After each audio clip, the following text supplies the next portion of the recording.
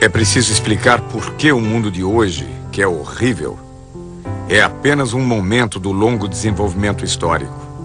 E que a esperança sempre foi uma das forças dominantes das revoluções e das insurreições. E eu ainda sinto a esperança como minha concepção de futuro. Jean-Paul Sartre, Prefácio dos Condenados da Terra, de Frantz Fanon. A clarividência é uma virtude que se adquire pela intuição, mas sobretudo pelo estudo. E, quer dizer, tentar ver a partir do presente o que se projeta no futuro. Descolonizar é olhar o mundo com os próprios olhos. Pensá-lo de um ponto de vista próprio. O centro do mundo está em todo lugar. O mundo é o que se vê de onde se está.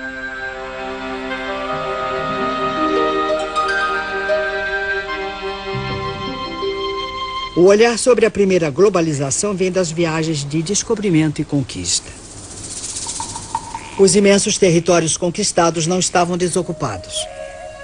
Em apenas um século, entre 1500 e 1600, dos 80 milhões de nativos existentes na América pré-colombiana, 70 milhões foram exterminados.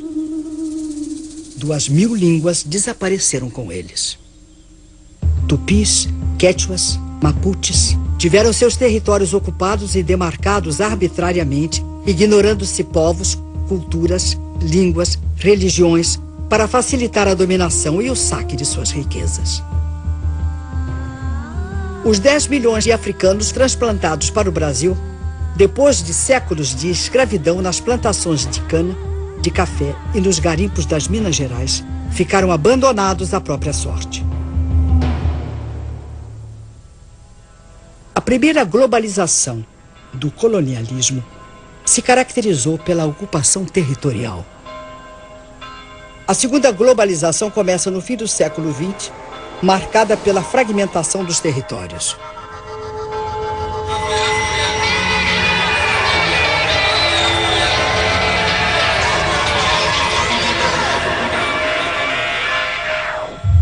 O século XX foi o século das revoluções.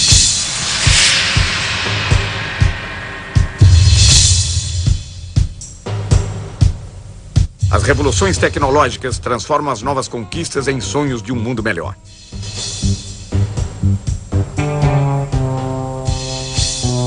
Logo começa o desmonte do estado de bem-estar social. O humanismo, como motor do desenvolvimento e do progresso, é substituído pelo modelo do consumo voraz. O consumo que é hoje o grande fundamentalismo. Esse, sim, é que é o grande fundamentalismo. As técnicas são implantadas nas sociedades e nos territórios a partir de uma política. Hoje, a política das empresas globais. Amanhã, a partir da política dos Estados impulsionados pelas nações.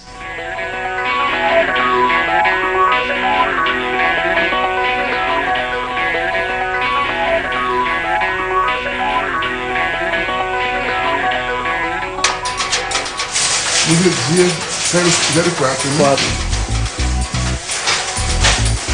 Eu nunca pensei que ia chegar lá.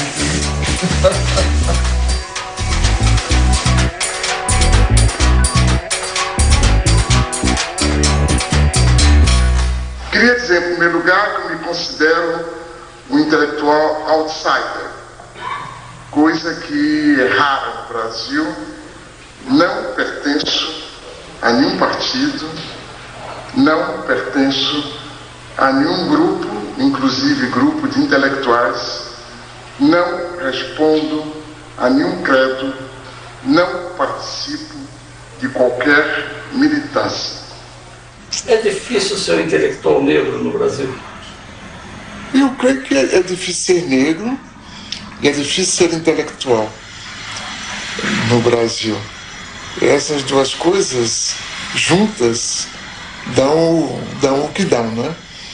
É difícil ser negro porque, fora das situações de evidência, o cotidiano é muito pesado para os negros. É difícil ser intelectual porque não faz parte da cultura nacional ouvir tranquilamente uma palavra crítica, né? Por que a opção pela geografia? Eu acho que foi a opção pelo movimento.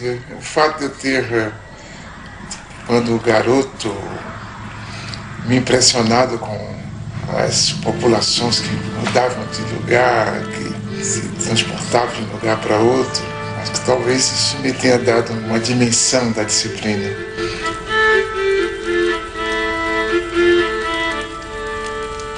E o meu gosto pela história, sobretudo pela história do presente, me levou também a valorizar todo o processo contraditório.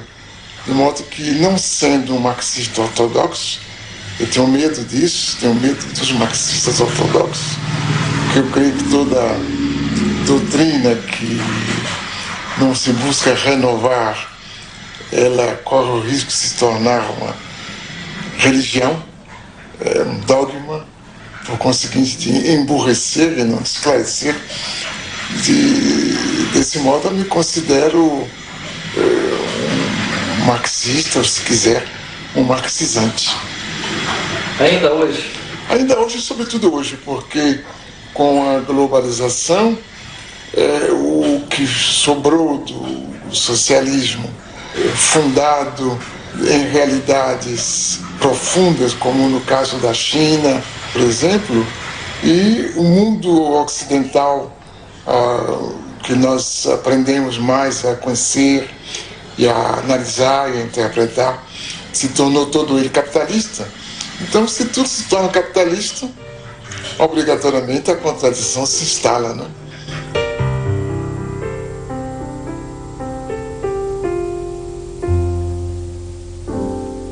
Uma forma de reconhecer o nível de desenvolvimento no planeta é observar a quantidade de luz que as cidades emitem à noite. A foto de satélite revela um nítido contraste entre o desenvolvimento ao norte e ao sul da Terra.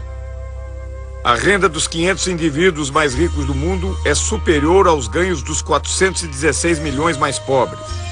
Em 1990, um norte-americano ganhava em média 38 vezes mais que um tanzano. Hoje ganha 61 vezes mais.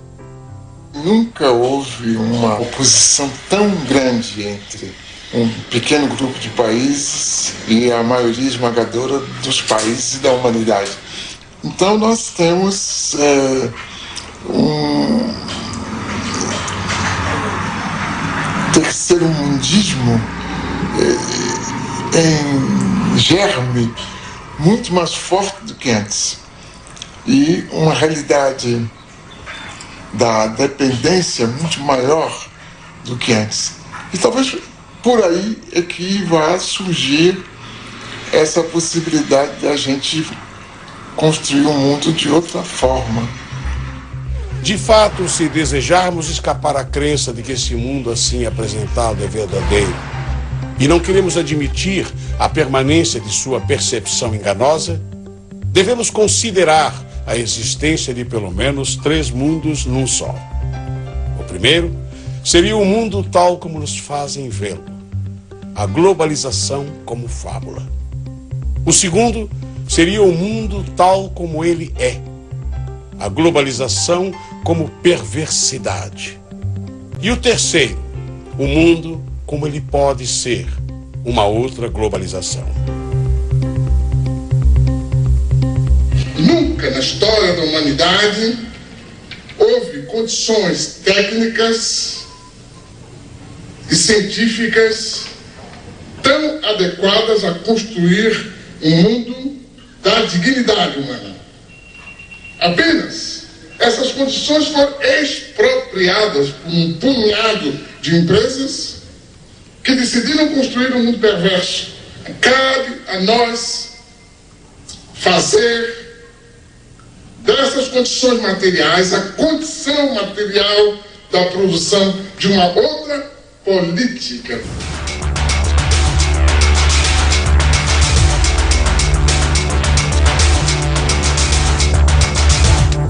Em 1989, uma reunião organizada pelo Instituto Internacional de Economia, em Washington, propôs reformas para que os países da América Latina retomassem a trilha do crescimento e do desenvolvimento. Nasceu aí o Consenso de Washington, uma espécie de bula com prescrições consensuais, austeridade fiscal, elevação de impostos, juros altos para atrair investimentos estrangeiros, privatizações, em nome da boa administração do setor privado e da incapacidade dos estados. O mesmo sistema ideológico que justifica o processo de globalização, ajudando a considerá-lo o único caminho histórico, acaba também por impor certa visão da crise e a aceitação dos remédios sugeridos. Na verdade, porém, a única crise que os responsáveis desejam afastar é a crise financeira, e não qualquer outra. O Consenso de Washington representou para a América Latina um fruto envenenado. No Equador, país com 25% de índios e 55% de mestiços, o movimento indígena Pachacuti comanda a revolta. A crise se torna aguda com os programas de privatizações e extinção de serviços estatais.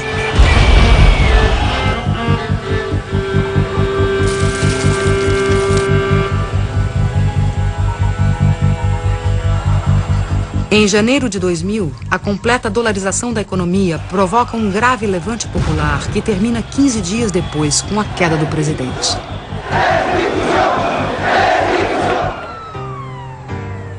Ainda em 2000, na Bolívia, o governo pressionado pelo FMI e pelo Banco Mundial privatizou a água potável na região de Cochabamba. A resposta popular de uma sociedade formada por 70% de índios e mestiços explodiu em gigantescas rebeliões comandadas por movimentos sociais autônomos.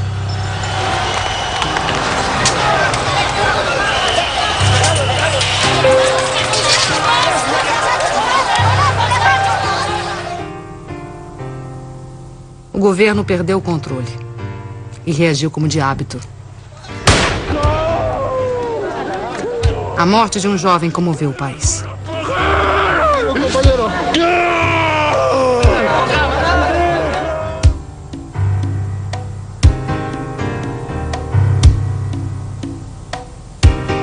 A pressão popular obrigou a desprivatização da água.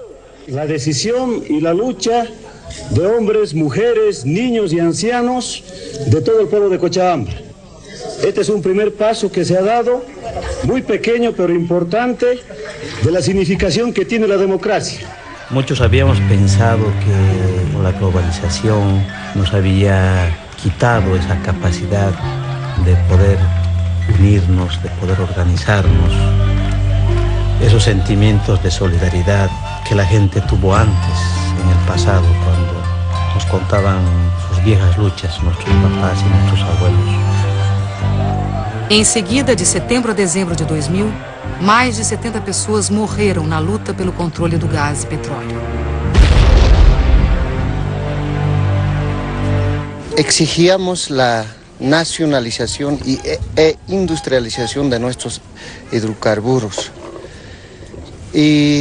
Pero como actualmente la clase política que está en el gobierno no nos hicieron caso. De inmediatamente ellos se juegan con el pueblo y todas las leyes y las decisiones que toman en el Parlamento siempre están en contra de los pobres. Nosotros tenemos un lema.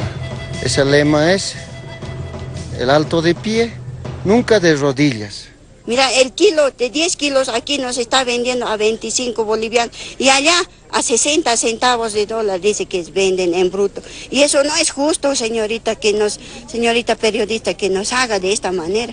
Más al contrario, deberíamos de tener nosotros el gas a bajo precio para los bolivianos y para los extranjeros. Hubiese sido en un precio más alto, tal vez así. Pero ni aún así no estamos conformes. No. Aquí queremos que se nacionalice y que se nacionalice. Eso es lo que queremos nosotros.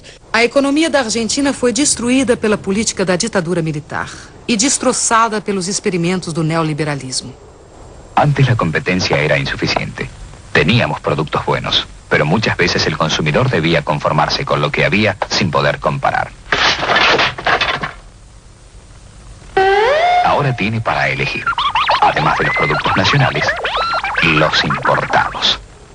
As privatizações e a abertura da economia levaram a uma quebradeira total no país. Fábricas fecharam. Empreendimentos foram abandonados. Trabalhadores converteram-se em cartoneiros catadores de papel.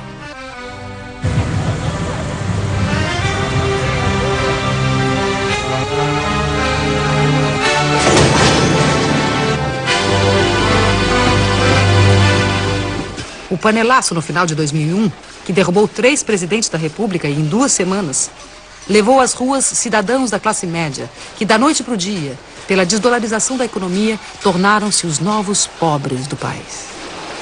Estamos llenos de canallas, atorrantes, vendepatria, sinvergüenza. Menem, Cavallo, de la Rúa, Dualde, todo Rucao. Es peor que lo que han hecho los bancos extranjeros. Porque estos tipos han vaciado las empresas argentinas y han dejado sin trabajo a los argentinos que se están muriendo de hambre, querido. Los argentinos tienen que hacer conciencia y estar en la Plaza de Mayo y no salirnos de allí mientras no echemos a todas estas ratas salvajes que están usurpando el poder. Son asesinos, igual que Dualde, son narcotraficantes, ladrones y todo lo que ustedes le puedan agregar, porque han destruido jubilados, familias completas, desocupados y a los trabajadores, a todos han destruido, le han robado los ahorros, así como me los robaron a mí, que robaron a todo el mundo. No tienen vergüenza, son la vergüenza mundial.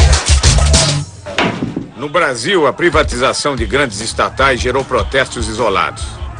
O país entrou às cegas na modernidade.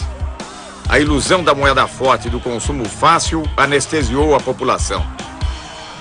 Para o economista Joseph Stiglitz, Prêmio Nobel de Economia e economista-chefe do Banco Mundial entre 1997 e 2000, esse receituário violento não provém de análise econômica, mas de postura ideológica.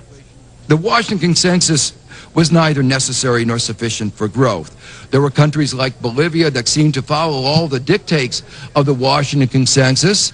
They said, we felt the pain, when do we get the gain? And they waited, and they waited, and they waited, and they're still waiting. And then there are countries like China that did not follow the Washington Consensus, and they've grown and grown and grown.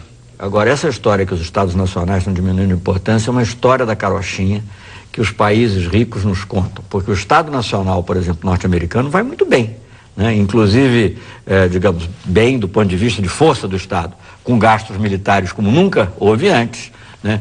Com um empenho direto, digamos assim, dos agentes comerciais do governo americano para defender os interesses das empresas norte-americanas, o que é normal, aliás, né? Então, agora aí eles nos dizem, não, o Estado não tem importância, quer dizer, não estou dizendo que eles norte-americanos, mas esses pensadores da globalização muitas vezes nos dizem isso. Isso é que, digamos, crê quem quer ser enganado.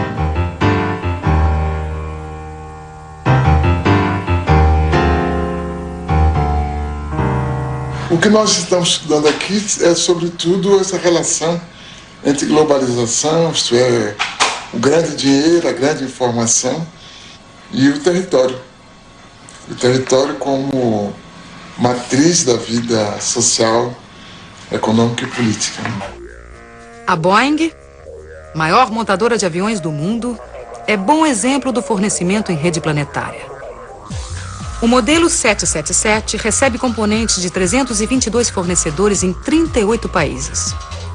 E suas 3 milhões de peças, do rebite à turbina, são fabricados por 1.700 intermediários em 37 nações. De onde prosseguem para Everett, onde a Boeing tem o maior edifício industrial do mundo. Na montagem final, a Austrália fornece os lemes de direção e profundidade.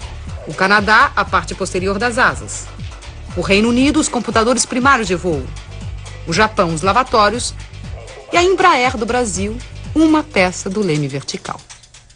As grandes empresas são esse centro frouxo do mundo e que, escapando ao controle dos estados e que se distanciando de uma relação mais obrigatória com os territórios, acaba por lhes permitir uma ação sem responsabilidade. As grandes empresas não têm responsabilidade social, não têm responsabilidade moral, sobretudo, e é por isso que desorganizam os territórios, tanto socialmente como moralmente. O filme Corporation, dos cineastas canadenses Mark Akbar, Jennifer Abbott e Joel Beckham, denuncia a exploração de mão de obra no terceiro mundo. Trata-se de uma divisão internacional de trabalho injusta e desigual. Distribuição de mais pobreza para os pobres e concentração de mais riqueza para os ricos. A Nike transferiu sua produção industrial para países onde não há limites para a exploração de mão de obra. Contabiliza o tempo de trabalho de seus funcionários em frações de segundo. Assim, mascara os verdadeiros valores dos salários pagos. O diretor do Comitê Nacional do Trabalho norte-americano, Charles Kanahan, denuncia a divisão do trabalho na globalização, que distribui migalhas mundo afora enquanto elimina empregos nos Estados Unidos. To make this stuff concrete as possible, we purchase all of the products from the factories that we're talking about. This shirt sells for $14.99, and the women who made the shirt got paid 3 cents. Liz Claiborne jackets made in El Salvador. The jackets are $178, and the workers were paid 74 cents for every jacket they made. Alpine car stereos, 31 cents an hour. De fato, para a grande maioria da humanidade, a globalização está se impondo como fábrica de perversidades. O desemprego crescente torna-se crônico. A pobreza aumenta e as classes médias perdem em qualidade de vida. O salário médio tende a baixar. A fome e o desabrigo se generalizam em todos os continentes. A fila na Marquês de Sapucaí, no Rio de Janeiro, não é para assistir a nenhum desfile de escola de samba, mas simplesmente para conquistar uma vaga para a gari da empresa pública de coleta de lixo da cidade. A abertura dos portões revela a angústia dos que lutam por um emprego estável e seguro nesta globalização, onde os de baixo, a cada dia que passa, trabalham mais com menos direitos.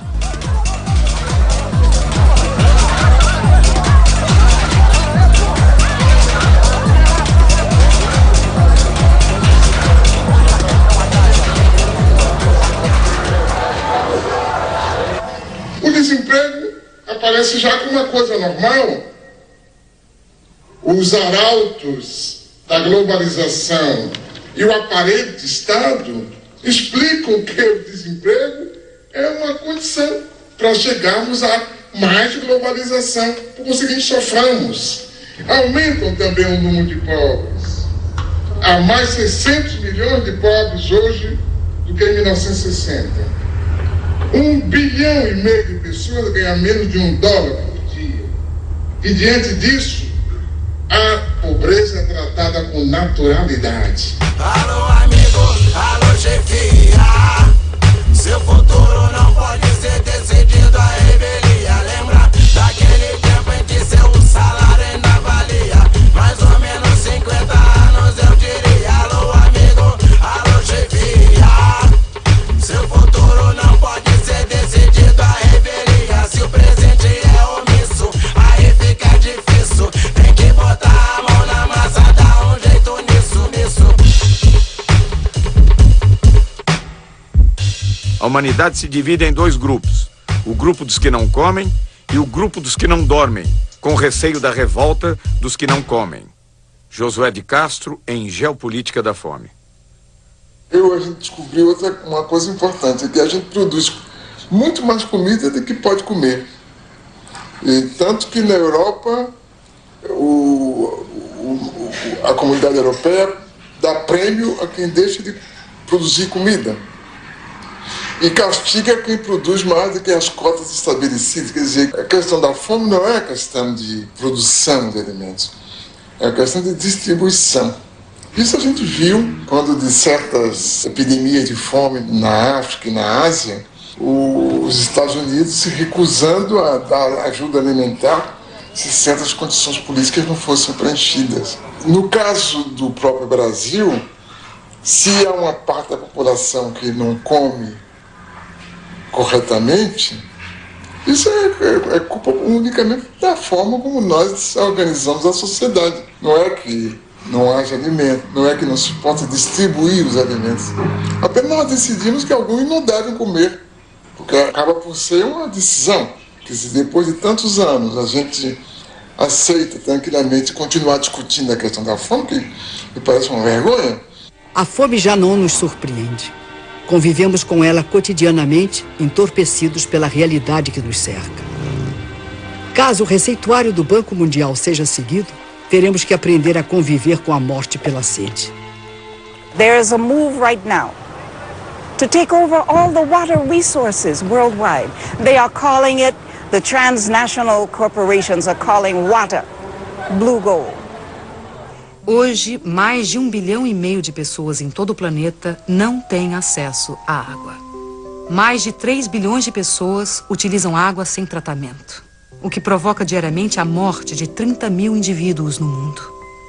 Nos últimos 10 anos, as transnacionais da água orquestram uma estratégia de controle do planeta. Empresas do setor têm suas ações fixadas em bolsas de valores dentro da lógica financeira, que nada tem a ver com a lógica da solidariedade.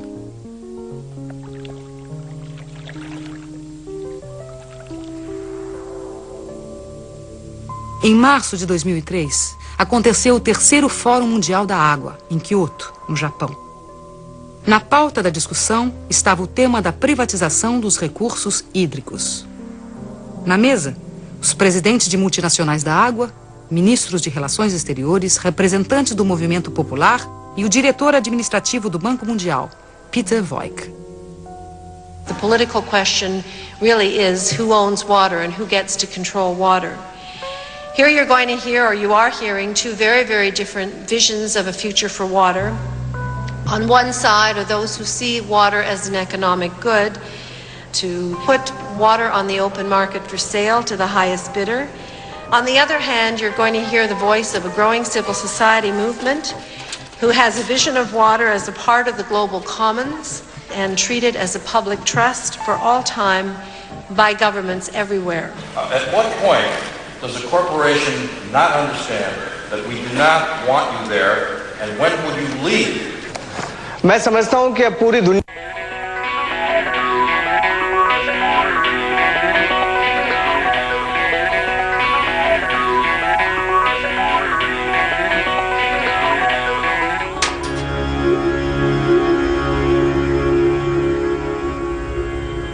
Os astronautas disseram que a única obra humana visível do espaço é a Grande Muralha da China. Esse dragão sinuoso de 23 séculos foi erguido contra as ameaças do deserto, os povos do norte árido, em busca das terras verdes do Império do Meio.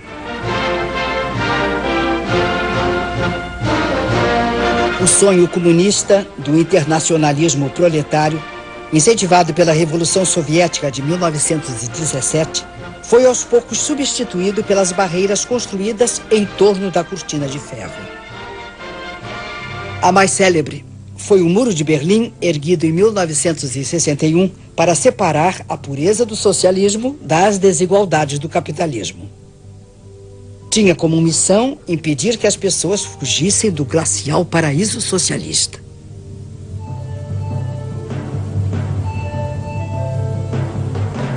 Os muros da Internacional Capitalista são sólidos e bem delineados. Enquanto permitem a circulação livre das mercadorias, dinheiro e serviços, proíbem o livre tráfego dos indivíduos. A Europa levanta barreiras contra a presença indesejada de forasteiros em seu território.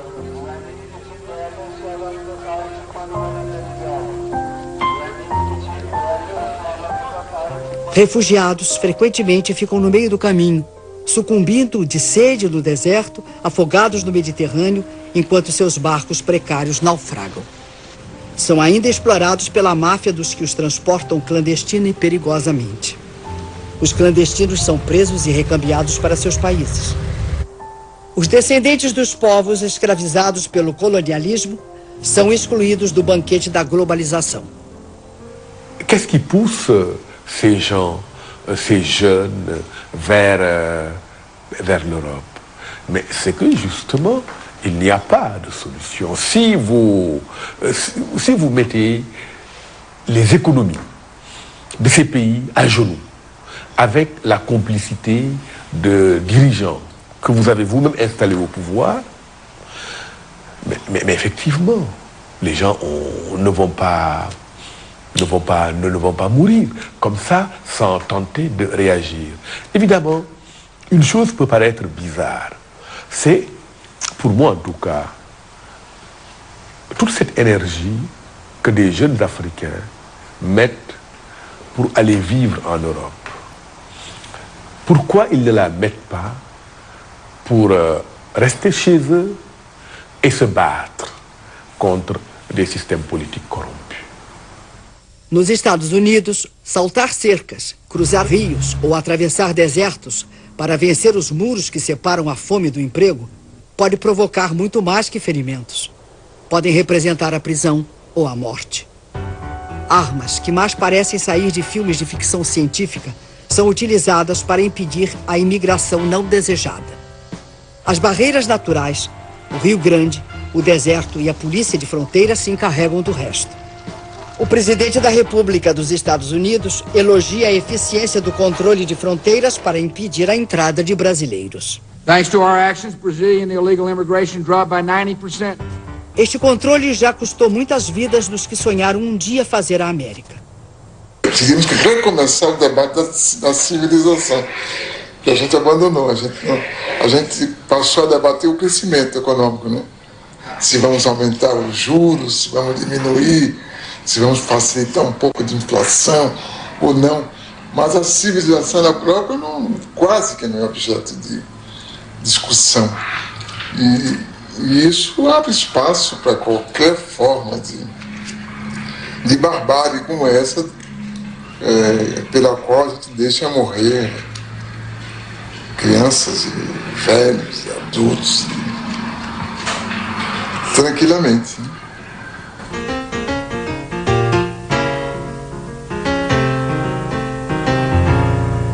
O que nós estamos vivendo hoje é que o homem deixou de ser o centro do mundo, né?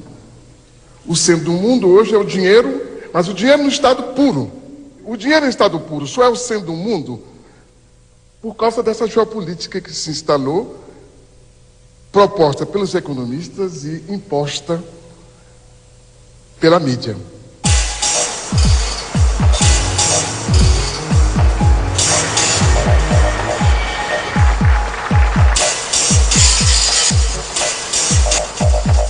Davos, estância situada nos Alpes suíços, imortalizada por Thomas Mann, na Montanha Mágica. A partir de 1970, a cidade de Davos torna-se berço do pensamento único, dogma sobre a globalização ancorada no livre mercado como trilha para o paraíso. A antropologia moderna registra aí o surgimento do Homo Davos, que apregou o fim da história e propõe a criação de fundos para anestesiar a pobreza. I'd like to offer you $10,000 to help buy you some bed nets. Would anyone else like to be on a team with me and stand up and offer some money and help him as well? 50,000. 50,000. Thank you. Would anyone else like to stand up and help President Nkapa? President Nkapa needs help today. So if you could just stand up in the room, if you'll be on a team with me, just stand up in the room if you'll help President Nkapa today, because he needs help today. A chamada mídia, ela tem um papel de intermediação que a gente talvez não possa dizer que é inocente, mas não parte dela realmente, ou não é dela o poder. O poder é de um pequeno número de agências internacionais da informação, estreitamente ligadas ao mundo da produção material, ao mundo das finanças, e que controla de maneira extremamente eficaz a interpretação do que está se passando no mundo, né? E de uma forma que se torna clara quando a gente pega os jornais e vê a repetição quase que servil das mesmas fotografias, das mesmas manchetes, das mesmas ideias, dos mesmos debates, que indicam que alguma coisa está por trás de tudo isso. Né? O redator de um importante jornal está fechando a edição do dia seguinte sem grandes notícias para compor a primeira página. Chega o fotógrafo e diz: Chefe, tenho a notícia e a foto. Um cachorro raivoso atacou a menininha de 7 anos e ninguém fez nada. Até que esse homem se lançou sobre o cachorro, agarrou pela garganta e matou. O editor exclama, maravilhado: Oh, este homem é um herói. Amanhã, todos poderão ler da primeira página. Valente nova-iorquino salva a vida de menininha. O fotógrafo responde: Pois é, chefe. Só tem uma coisa. O homem não é nova-iorquino. Oh, melhor. Será então um valente americano salva a vida de uma menininha. O fotógrafo sem jeito diz: Bem, chefe, ele é árabe. No dia seguinte sai o jornal. Extra, extra! Terrorista árabe massacra de maneira selvagem cachorro americano de raça pura! Extra! Extra! Como podemos, mesmo assim, admirar-nos de que ali e aqui estão em guerras e corra o sangue, já que a nova ordem mundial que se constrói é baseada numa competitividade sem limites morais. Não há produção excessiva de informação, mas de ruídos. Existem os fatos. As notícias são interpretações desses fatos.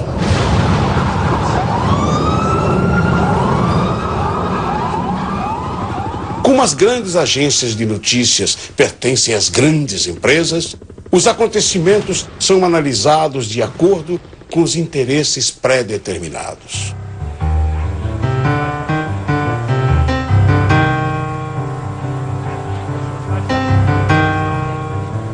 We're gonna bomb them over there.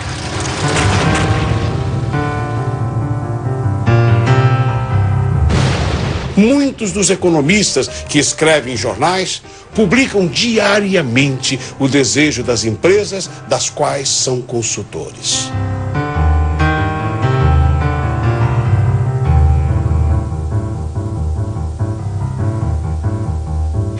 A informação, o grande instrumento da grande finança, a informação, o grande instrumento do processo de globalitarismo, de produção de novas formas totalitárias de vida, mas que manejada por pequenos grupos de forma inteligente, produz exatamente o efeito oposto.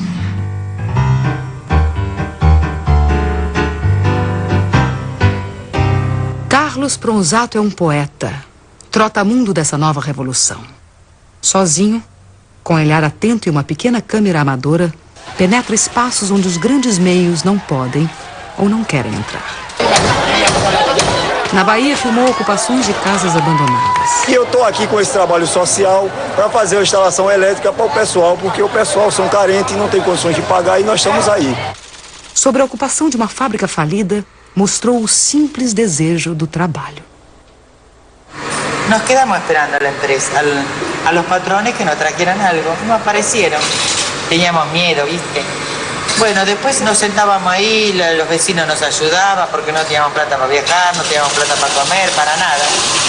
Y un día dijimos, bueno, ¿qué vamos a seguir acá sentados esperando que vengan ellos? Entonces empezamos a trabajar, a producir y a vender. Y así, ¿viste? Seguimos. Seus filmes correm mundo afora. Em escolas, sindicatos, pequenos cinemas, seguem globalizando um outro olhar sobre os fatos, sobre as lutas, sobre esse novo tempo. Eu resolvi entrar de fato no movimento popular como uma ferramenta de transformação concreta que podia ser o vídeo, porque não é só filmar, sino estar inserido dentro do movimento. Como eu me considero um manifestante com câmera, então eu tenho que estar aí trabalhando dentro do movimento popular ativamente. Latinoamérica é um polvorim apto para um Bakunin chegar e perguntar onde que está acontecendo e ele ir e tentar ou filmar, ou escrever, ou incitar, ou trabalhar nisso. Então, minha utopia é um pouco essa. Você não entrar na corrente, na onda do não é possível fazer nada, porque nada será possível. E você continuar trabalhando. Eu acho que um pouco que faço está dentro de um projeto utópico de realizar, pelo menos naquele breve período de vida que nós temos, uma pequena obra que pode servir a alguém, tanto agora quanto depois. Eu acho que esse fenômeno vai se multiplicar. Quer dizer, por enquanto há uma coerção muito grande contra essas formas, que são praticamente limitadas no seu elan renovador, pela falta de recursos financeiros, pela legislação que favorece a vida dos gigantes. Mas eu creio que com uma demanda que vem de baixo e que é muito forte, é explosiva, a gente vai certamente daqui a pouco ter outra coisa.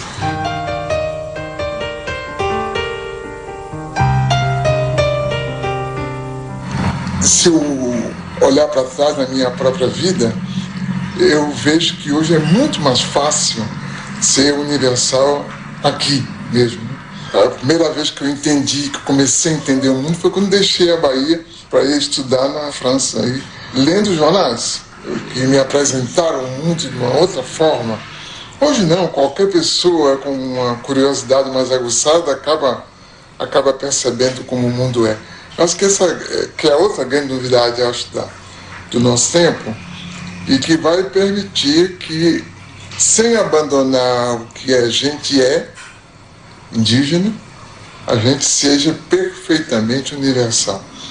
Os Krenak, que em sua língua original chamam-se Burum, registravam uma população de 5.000 pessoas no início do século XX.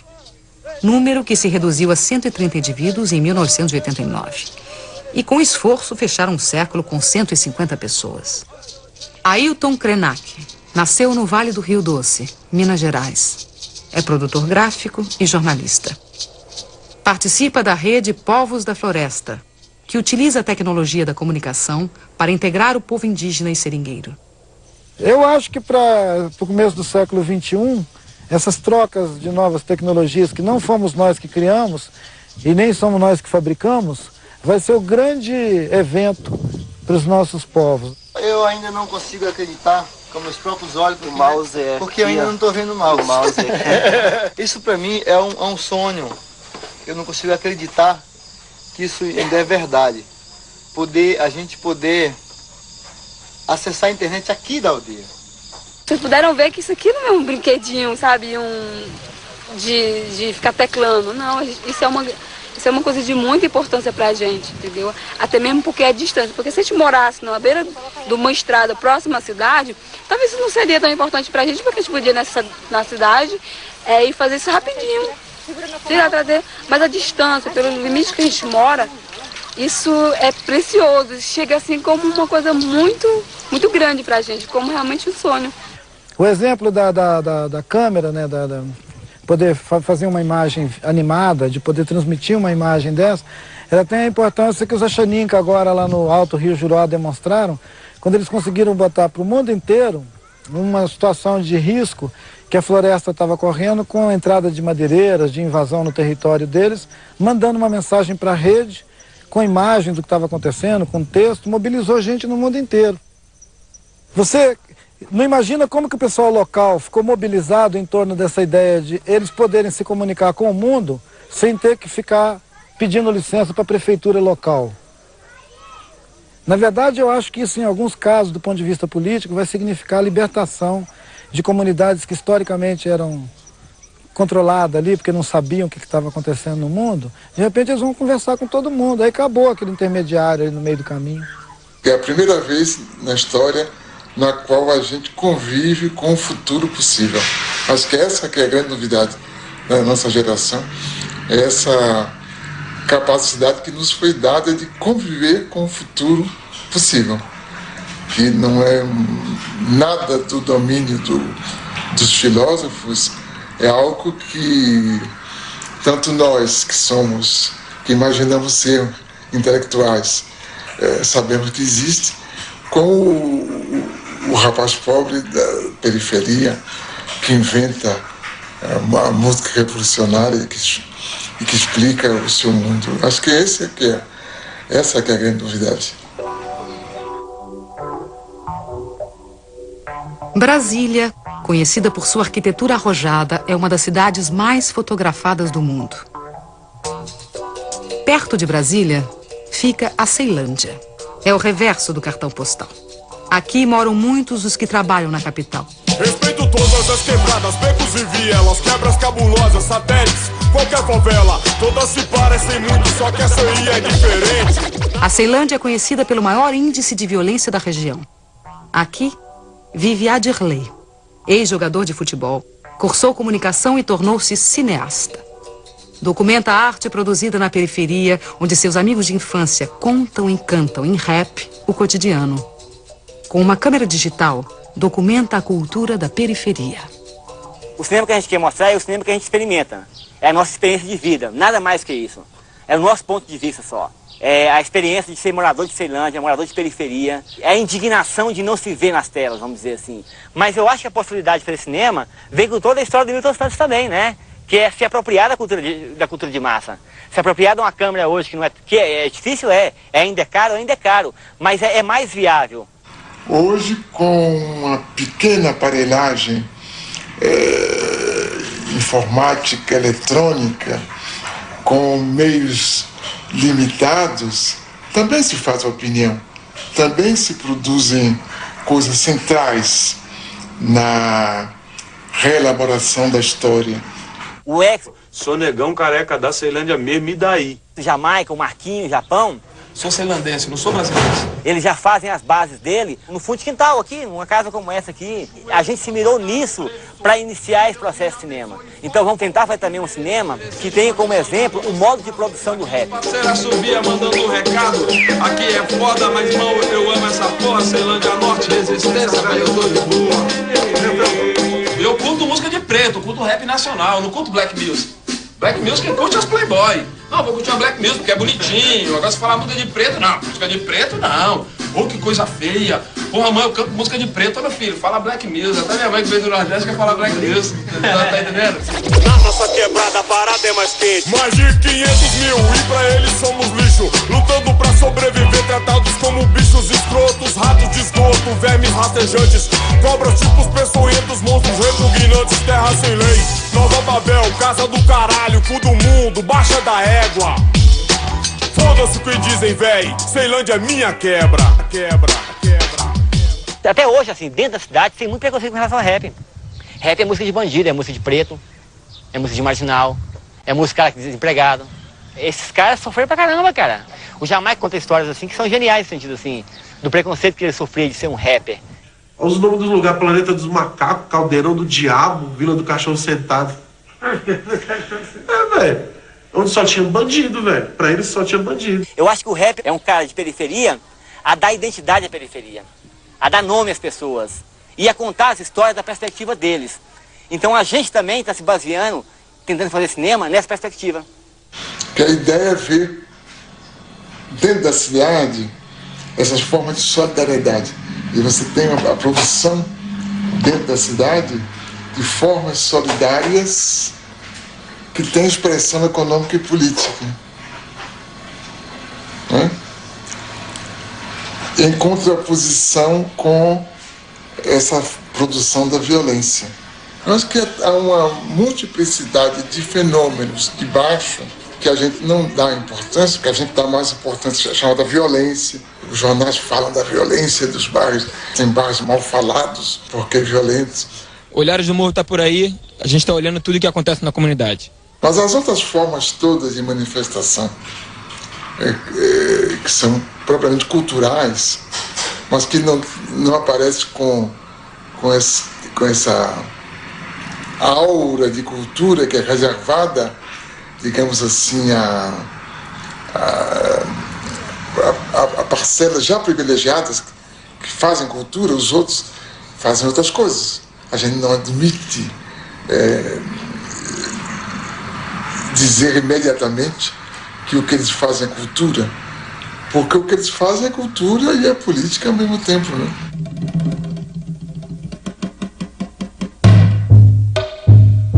Japeri é um município, é o segundo município mais pobre do estado do Rio de Janeiro, e a gente, através do cinema, a gente pode expressar esse nosso movimento, às vezes as coisas que a gente não concorda que tem aqui, a gente joga no cinema e tenta mudar essa realidade. Aqui, acima de tudo, é a superação, de utilizar o que a gente tem na mão e superar até esses mesmos índices de pobreza.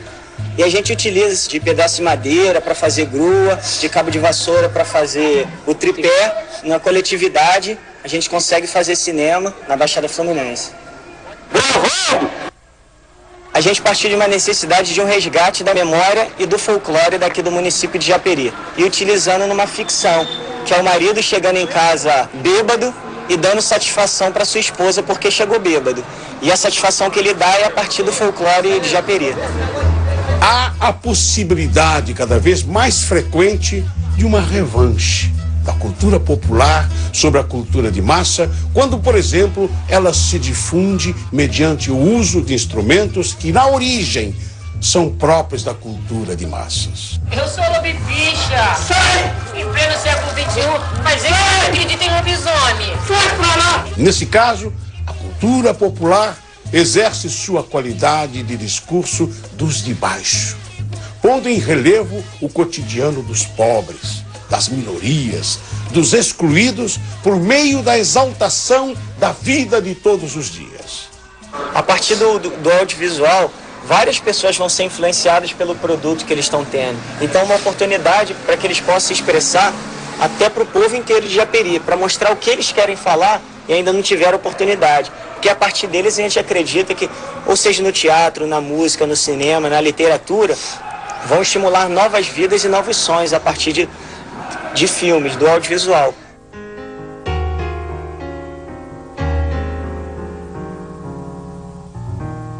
Eu estou seguro de que o período tecnológico da história do homem está terminando. E estamos entrando num período que eu chamaria de demográfico. Tenho medo de usar a palavra popular, porque isso poderia acarretar a destruição prematura da ideia. Os atores que vão mudar a história são os atores de baixo. Então eles vão agir de baixo para cima. Os pobres em cada país, os países pobres dentro dos diversos continentes, os continentes pobres face aos continentes ricos. De tal forma, nós não vamos ter uma evolução sincronizada como essa, digamos assim, do processo de globalização. Haverá explosões aqui e ali, em momentos diferentes, mas que serão impossíveis de conter. Vamos tudo queimar isso tudo. Senão o Estado não ouve a gente. Eu acho que quando a gente abre um jornal, ou olha a televisão, se a gente pode interpretar o que está por trás de tudo isso, a gente já vê que são outras formas de explosão ligadas à religião. Por exemplo, essas religiões aguerridas, como os muçulmanos, né? Que têm uma formidável força intelectual e moral também nisso, face à nossa civilização greco-ocidental. Esse combate silencioso que é feito, por exemplo, por esse 1 bilhão e 100 milhões de pessoas na Índia, cuja formidável preocupação é a produção do conhecimento, e que a gente nem sabe direito que eles têm essa religião do conhecimento, né? Que eles utilizam em benefício da sua própria nação. Essa outra coisa extraordinária que é a China, né? Que a gente imagina que está se tornando capitalista, mas que na realidade está usando ao seu modo os instrumentos que o nosso tempo oferece. Acho que todas essas formidáveis mudanças é que vão garantir essa produção de um mundo novo. Nos últimos 25 anos, a economia da China, país de 1 bilhão e 300 milhões de habitantes, vem crescendo a uma média de 9% ao ano. A China combinou planejamento de Estado com mecanismos de mercado. Atraiu capitais externos e novas tecnologias. Essa reviravolta é resultado de pesados investimentos em técnicos e pesquisadores. Existem no país mais de 1.000 universidades. Formam-se por ano 450 mil engenheiros, 50 mil mestres e 8 mil doutores. O governo incentivou a industrialização rural e a multiplicação das pequenas e médias empresas no campo. A ocupação agressiva do mercado ocidental com produtos chineses de baixo custo passou a preocupar os defensores do livre mercado. La globalizzazione va bene se le regole sono uguali per tutti. Questo è un problema. A adoção da propriedade privada, os baixos salários aceitos para atrair as transnacionais, os altos índices de poluição, demonstram o quanto a China se dispôs a abrir mão de seu projeto ideológico em troca do desenvolvimento econômico.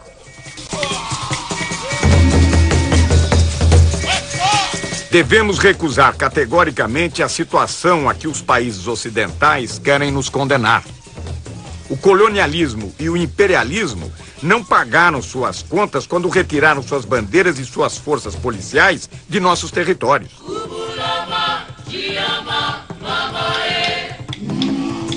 Os capitalistas estrangeiros se conduziram no mundo subdesenvolvido como verdadeiros criminosos. Frantz Fanon, Condenados da Terra, 1961.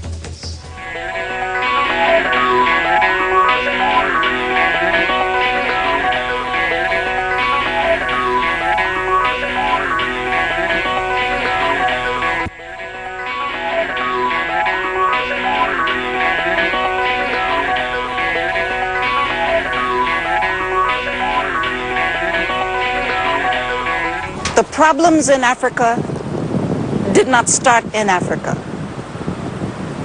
Those problems are caused from people outside Africa coming in, doing this, doing that, setting one group against another group so that they can fight. And while they are fighting, these outsiders are coming in, taking over. You bring in guns. You give them to one group. You make them really hate this other group. So they start fighting, killing each other. Now, after the fighting and the slaughter really gets started, they come in as peacemakers. Africa is still the richest continent on the face of this earth. And yet, look at the suffering. These children are among thousands forced to work in gold mines in Niger, one of the African countries neighboring Benin. Conditions are appalling, the physical risks enormous. But activists say it's just the tip of an iceberg. It's an issue that has now received some international attention. Tragically, it won't be enough to stop the traffic in child slaves. Quand on écoute les gens, on a parfois l'impression que vraiment le monde, le fameux village planétaire, est un endroit où tout se passe bien partout. Hein?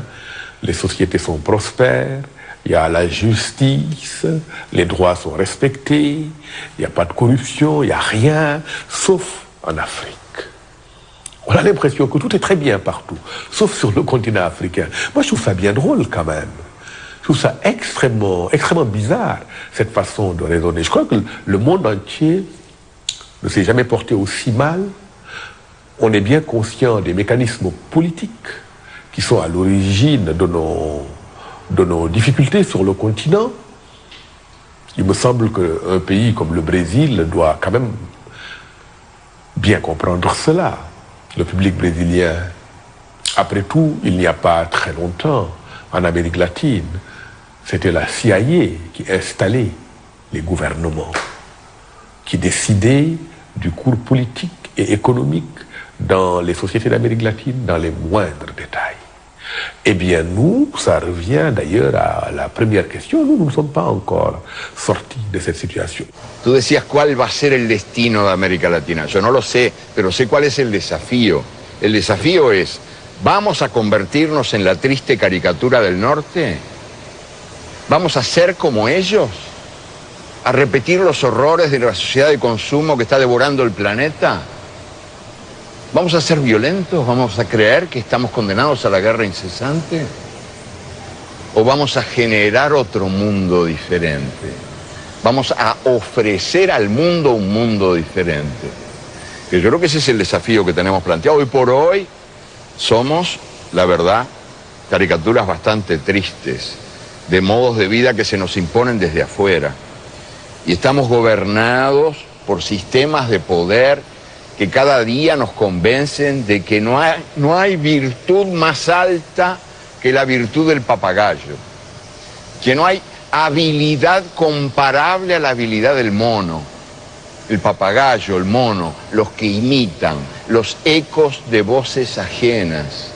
Nós decidimos ser europeus, né?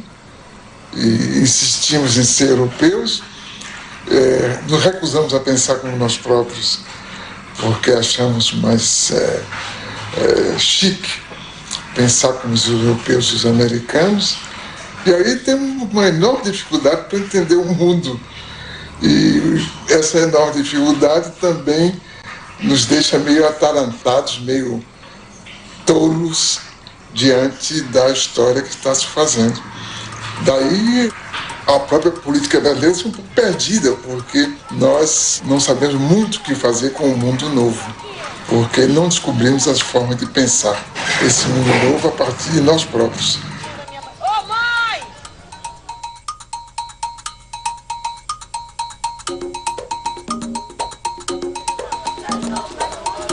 Eles vêm do mundo do sul, de uma comunidade pobre, moradias precárias. Eles vêm do mundo do norte. Querem ver de perto como vive esta gente nos trópicos. Hoje é dia de festa. Essas pessoas vão para um passeio organizado num dos mais movimentados shoppings da zona sul do Rio de Janeiro. Passeio de bacana. Dia de festa. São os suspeitos de sempre. Vocês estão indo pra onde? Nós estamos indo ao shopping. Qual shopping? Ainda não foi dito, não. O que a gente escolher, a gente vai lá. A gente vai passear só no shopping. Vamos comer um pãozinho com uma cagada no shopping. Então, Pacífico, posso contar com isso?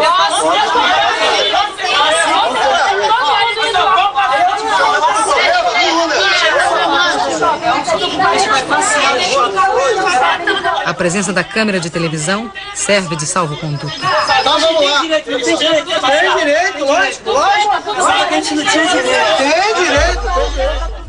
Os turistas buscam aventura. Vão fazer safari urbano em uma das maiores favelas do Brasil. O passeio na Rocinha inclui paisagem, violão e uma modesta barraca de souvenirs.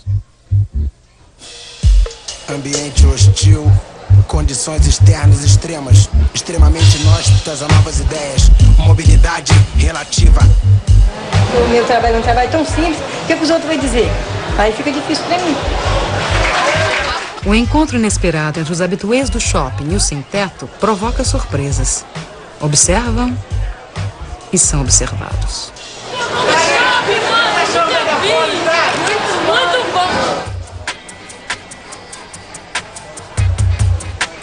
Uns perdidos, outros também perdidos. Os turistas penetram nas casas alheias, passeiam por becos e ruelas. Encontram mais riqueza nas vidas do que nos objetos. A variedade de brinquedos desperta o desejo nas crianças. Os meninos se divertem como pequenos Ayrton Sennas neste mundo onírico e inacessível. A senhora sonha com uma joia rara. A moça com calça justa. O rapaz veste um elegante hobby de chambre. Outro protesta contra o preço dos produtos. Ô maluco, tu trabalha na loja, quanto tempo você trabalha pra comprar uma calça dessa? São solidários. Dividem entre si o pão com mortadela, enquanto dividem a mesa com os outros frequentadores.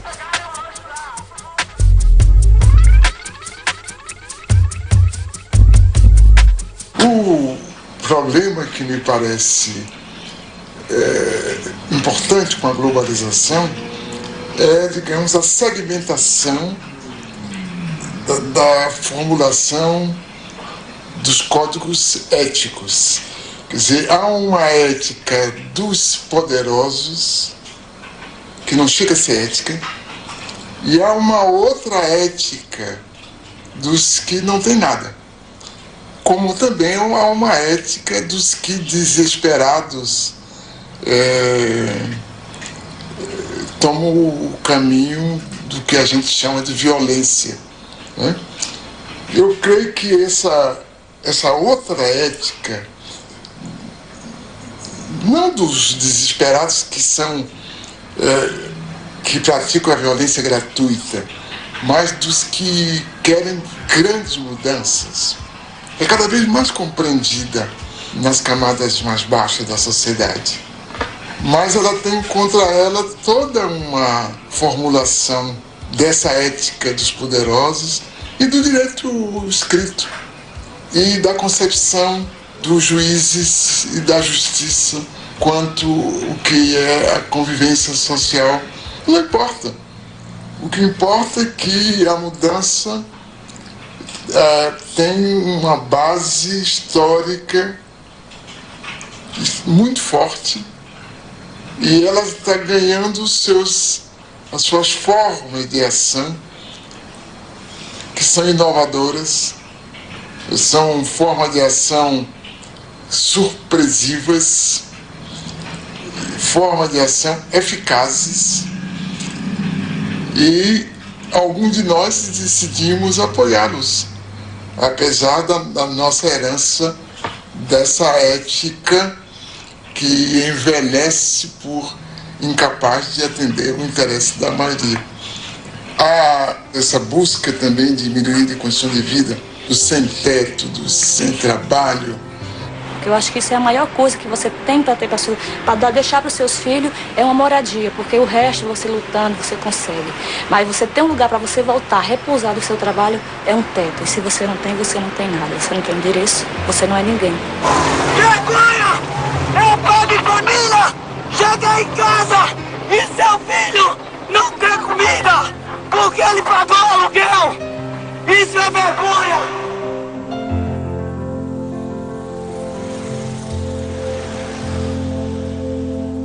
O direito à moradia é um direito humano garantido na Constituição brasileira, nas convenções internacionais e na Conferência do Habitat 2. Então o que a gente está querendo aqui é que sejam válidos os direitos que já são garantidos pela própria Constituição Federal, né? Eu não acredito muito que a gente viva numa democracia, porque eu ainda acredito muito que a gente vive no sistema do capitalismo. Quem manda é quem tem o poder. Quem não tem nada, não tem nada. É tipo um ditado que existe aí, que você vale aquilo que você tem no bolso. Se você vale aquilo que você tem no bolso, no momento eu não valho porra nenhuma porque eu não tenho nenhum centavo. A primeira providência que tomaram, né, para fazer com que a gente recue da nossa proposta de ocupação foi cortar os serviços essenciais. Todo cidadão pobre também tem direito ao centro da cidade. E há uma exclusão muito social e discriminação muito grande com as pessoas menos favorecidas, para que se constrói casa bem distante dos centros da cidade e as pessoas são recicladas como lixo para bem longe dos centros e não conseguem nem trabalho, porque a passagem é muito cara, as pessoas não têm como se deslocar do trabalho. Quando vai procurar um trabalho, você mora onde? Tem que gastar 5, 6 reais de passagem, você já tem dificuldade até aí. Passam 4, 5 horas no ônibus para chegar no local de trabalho. E esses imóveis aqui, nós estamos reivindicando isso. O caso dos sem terra, tratados como um fato policial, não impede um grande número crescente de intelectuais independentes de apoiá-los. Não impede a população como um todo de desejar que eles tenham sucesso. Não importa que, perguntado pela imprensa, as pessoas digam que não estão de acordo. tem nenhuma importância. Pode dizer que não está de acordo e está de acordo. Aline Sassahara também é uma militante das telas. A cineasta paulista vê o mundo solidário ao sem terra. Em suas andanças pelo Brasil, registra do MST o que não vemos na TV. Os meios de comunicação selecionam o que está acontecendo. Hoje está acontecendo isso. Está acontecendo milhões de coisas. Mas as pessoas acreditam que só está acontecendo aquilo. É, de fato, uma forma da gente abrir outras janelas, né?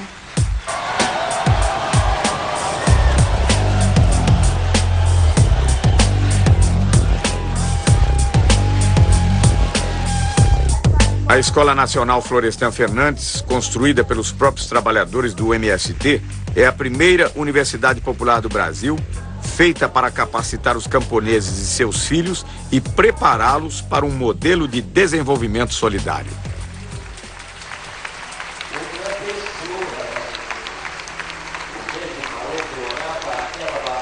Eu acompanhava o MST, tinha alguma informação e achava incrível eles conseguirem lidar com tanta gente diferente, porque cada um lá com seus desejos, com suas necessidades e tal, e funcionando de uma forma muito organizada para ir contra a maré.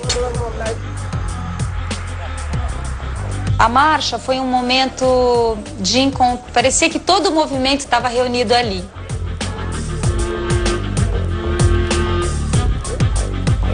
Ela é um símbolo muito bem acabado da organização e da solidariedade dentro do movimento.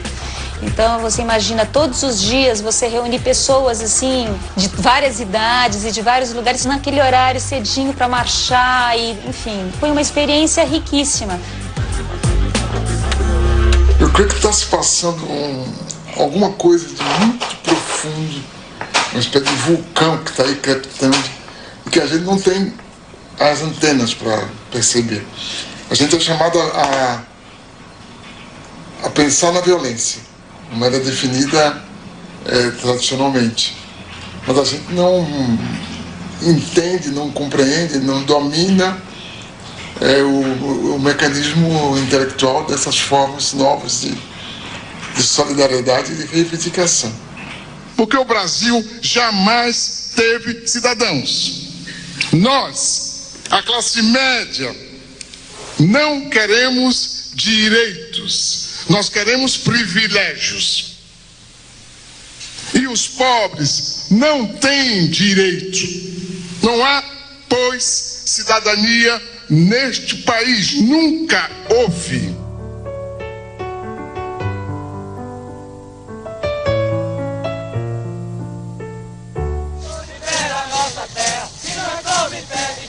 As formas tradicionais de democracia já não convencem os mais pobres.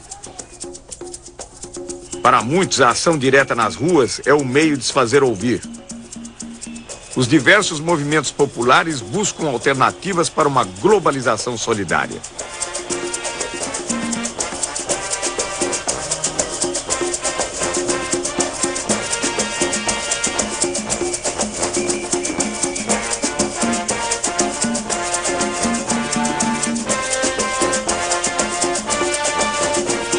Não sei se é bom ou ruim que haja um déficit de organização, porque toda forma de organização é também uma forma de constrangimento na produção de comportamentos completamente livres. Talvez, nesse primeiro momento, não seja ruim essa desorganização, se ela for acompanhada da parte dos intelectuais, da produção, da compreensão das condições nas quais estamos vivendo. Mas creio que haveria que buscar formas que eu penso que só a partir do Estado é possível fazer. A partir do Estado? Só a partir do Estado. Não vão ser ONGs, nem instituições do terceiro setor. O senhor várias vezes se referiu ao Estado, inclusive em relação ao intelectual. O senhor não abre mão do Estado? Eu creio que o Estado é indispensável porque as entidades chamadas terceiro setor, primeiro, elas não são abarcativas, elas não podem cuidar do conjunto das pessoas que precisam de cuidados. Segundo, elas acabam obrigadas a cuidar melhor de certos setores e não de outros setores. Enquanto que o Estado, através do exercício da política, a tendência dele é cuidar de todas as pessoas. Quer dizer, essa produção democrática, realmente democrática, que as ONGs ou o terceiro setor não podem, pela sua própria definição, cuidar, porque tem as limitações de sua origem, do seu financiamento, dos seus objetivos. Então o Estado se torna algo cada vez mais indispensável, porque as fontes criadoras de diferença, de desigualdade, são muito mais fortes do que no passado. Então, para desmanchar essas diferenças, para reduzir essas desigualdades, é necessário um Estado que intervenha, um Estado socializante, por conseguinte.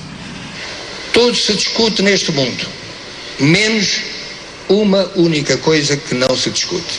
Não se discute a democracia. A democracia está aí como se fosse uma espécie de santa de altar, de quem já não se esperam milagres, mas que está aí como uma referência, a democracia. E não se repara que a democracia em que vivemos é uma democracia sequestrada, condicionada, amputada, porque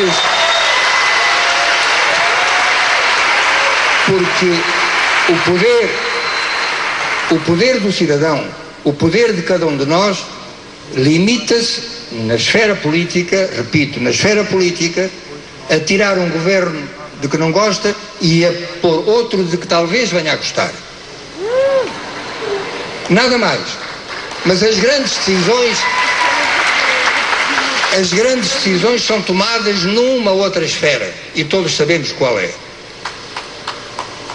As grandes organizações financeiras internacionais, os FMIs, as Organizações Mundiais de Comércio, os bancos mundiais, a OCDE, tudo isso, nenhum desses organismos é democrático.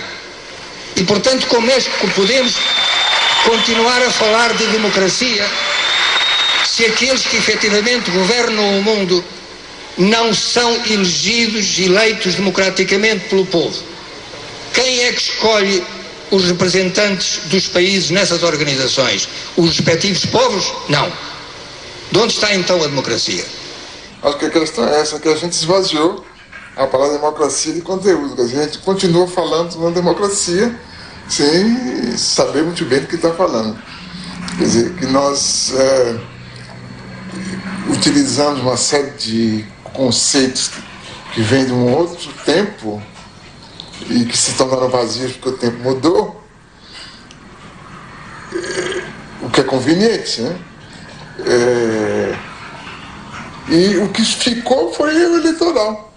O resto, a representatividade, não é?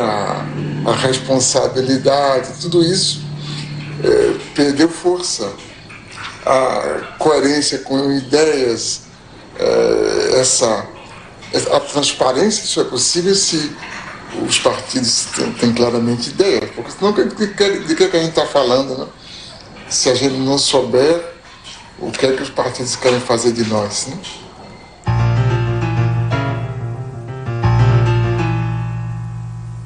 Nós reclamamos contra os totalitarismos, né? O fascismo, o nazismo, e caímos noutras formas de totalitarismo, essa atual, né? Onde nos é exigido um comportamento standard, onde para ser eficaz tem que seguir o mesmo modelo, uma mesma bula, onde os caminhos parecem ser marcados de forma rígida e todo escape é punido na primeira esquina.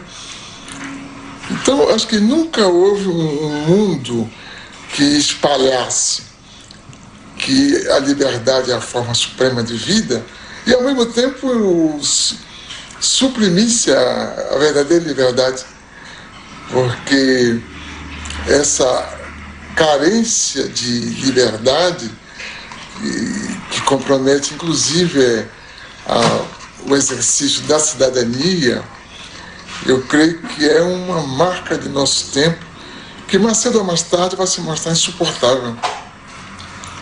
Como os totalitarismos tiveram seus dias também contados, né? Então, a globalização, ela produz esse globalitarismo que existe para reproduzir a globalização.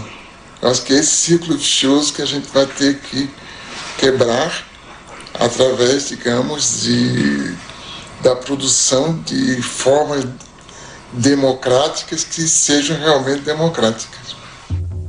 O professor Milton Santos nasceu em 1926 em Brotas de Macaúbas, interior da Bahia. Neto de escravos, filho de professores, foi alfabetizado em casa pelos pais. Formado em Direito, em Salvador trabalhou como jornalista. Foi para a França, de onde voltou em 1958, doutor em Geografia. O golpe militar de 64 obrigou-o a sair do Brasil. Morou na França, Tanzânia, Venezuela, Estados Unidos, Canadá. Escreveu 40 livros. Recebeu o título de doutor honoris causa por 20 universidades e o prêmio Vautrin-Lud, o mais importante no mundo em geografia. Pensou a economia espacial, a urbanização latino-americana e vislumbrou uma utopia para o século XXI na condição de geógrafo no terceiro mundo. Eu creio que as condições da história atual permitem ver que outra realidade é possível. Essa outra realidade é boa para a maior parte da sociedade. E nesse sentido, a gente é otimista. A gente é pessimista quanto ao que está aí, mas otimista quanto ao que pode chegar. Virá uma globalização solidária? Sim. Acho que a humanidade está destinada bom. Porque na verdade nunca houve humanidade, agora está vendo, né? É mesmo. Acho que essa que é a coisa. Então nós estamos fazendo os ensaios do que será a humanidade. Nunca houve.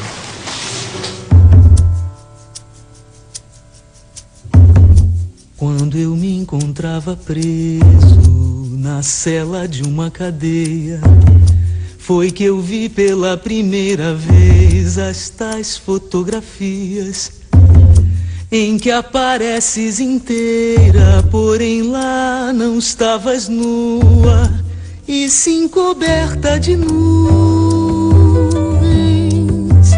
Terra, terra, por mais distante, o errante navegante, quem jamais te esqueceria. Ninguém supõe a morena dentro da estrela azulada, na vertigem do cinema. Mando um abraço pra ti, pequenina, como se eu fosse o saudoso poeta e fosses a Paraíba. Terra,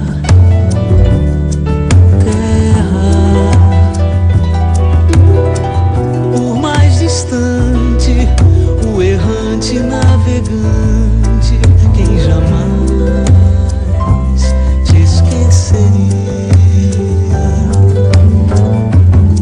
Eu estou apaixonado por uma menina terra, signo do elemento terra, do mar se diz terra à vista.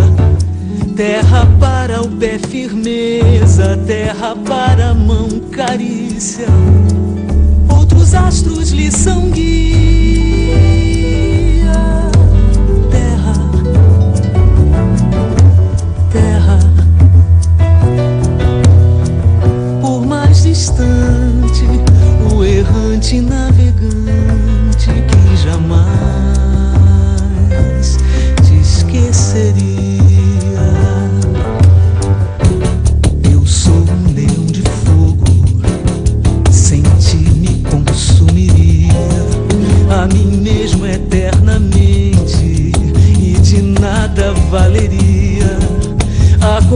ser Deus, ser gente, e gente é outra alegria, diferente das estrelas.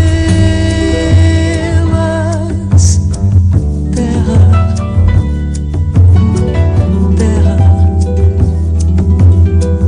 por mais distante, o errante navegante, quem jamais te esqueceria.